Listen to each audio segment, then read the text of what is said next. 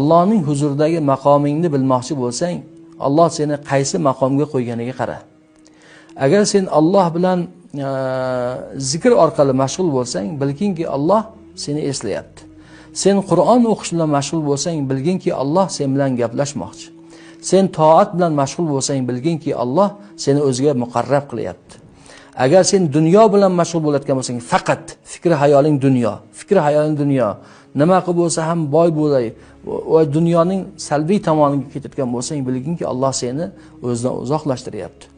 Agar sen odamlar bilan mashg'ul bo'layotgan bo'lsang, odamlarning aybini qidirish, muhokama qil, uni kamchiligini qidir, uni montaj qil, uni shantaj qil, u bilan mashg'ul bo'lsang, bilginki Alloh seni xor qilyapti.